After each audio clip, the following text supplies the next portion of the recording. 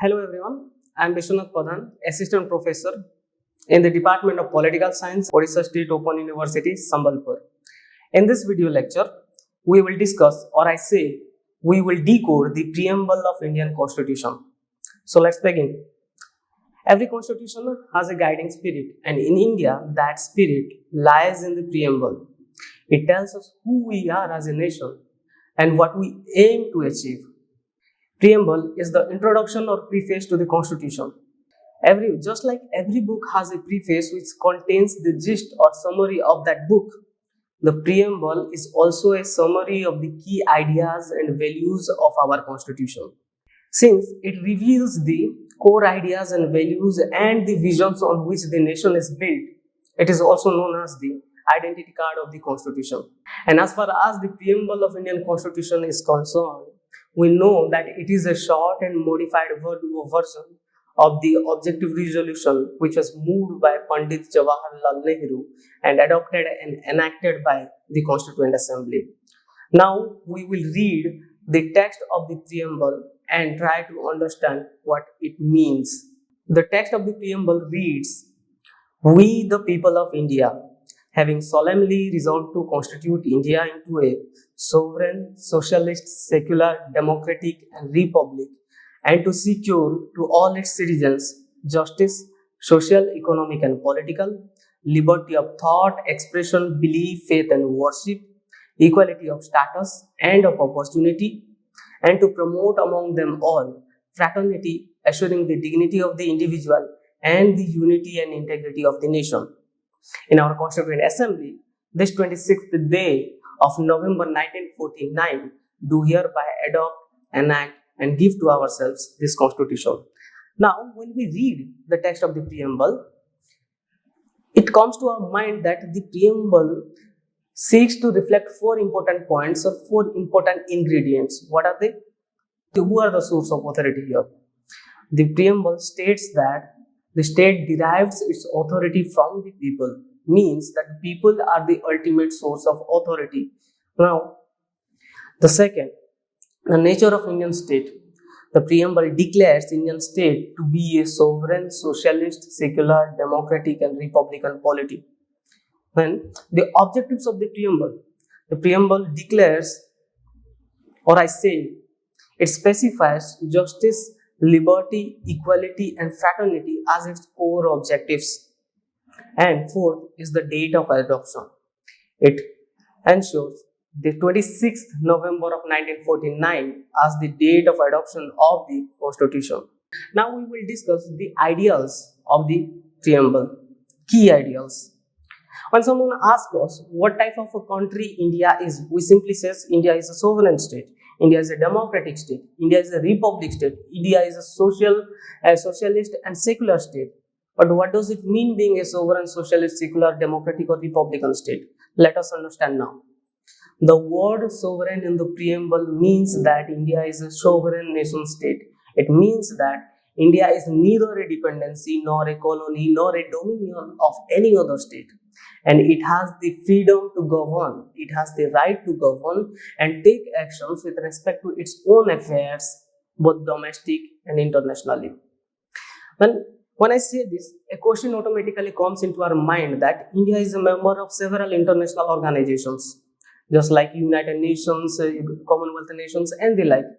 And a question automatically comes into our mind that India is a member of several international organizations, just like United Nations and Commonwealth Nations and the others. And we do follow and obey their decisions and rules from time to time. Then how can we say that India is still a sovereign state? Well, here is the answer. The membership of the UN or Commonwealth Nation doesn't hamper India's sovereignty. You know why? Simply because these memberships are voluntary in nature and India retains the freedom to make independent decisions, make independent choices while cooperating on common goals. Here we can cite the example of Operation Sindoor and Pokhran II test. Coming to the second word, socialist. In 1955 Awadi session, Indian National Congress took a resolution where they pledged to a socialistic pattern of society. And as a reaction to that, we added the word socialist by the 42nd Constitutional Amendment Act of 1976. And we do not simply follow the conventional way of socialism. We blend the elements of democracy and socialism and follow a democratic socialism pattern of society which aspires to end hunger, poverty, and bring development in the society. In fact, the word socialist in the preamble inspires the present and future governments to work for the betterment of the people, to work for the welfare of the people. Now coming to the third word, so a secular state. What does it mean being a secular state? India is a secular state. The word secular was also added by the 42nd Constitutional Amendment Act of 1976. Here, India is a secular state means two things. One, that all the religions in society are recognized by the state and is given equal respect and status. Two, the state does not uphold any religion as its official state religion. Now coming to the fourth word, democratic. The word democratic in the preamble states that the state derives its authority from the people. People are the ultimate source of authority. What does it mean that people are the ultimate source of authority? It simply means that the ultimate power to govern comes from the people, and the government derives its legitimacy from the consent of the people.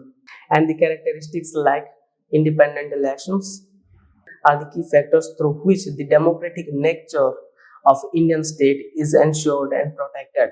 Coming to the last word, republic. जैसा Hrithik Roshan super 30 movie में बोलते हैं कि अब राजा का बेटा राजा नहीं बनेगा, राजा वही बनेगा जो हकदार होगा. Just like that, in India, the head of the state is not selected on the basis of hereditary or succession.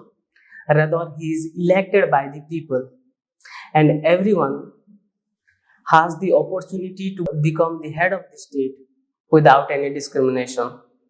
And we all know that the head of the state in India is president, who is indirectly elected, and the head of the government is prime minister, who is directly elected by the people of India. As we are done with the key ideas or nature of Indian state, now we will be discussing the objectives of the preamble. Social justice. Social justice means that all must be treated equally without any social discrimination. Equal treatment.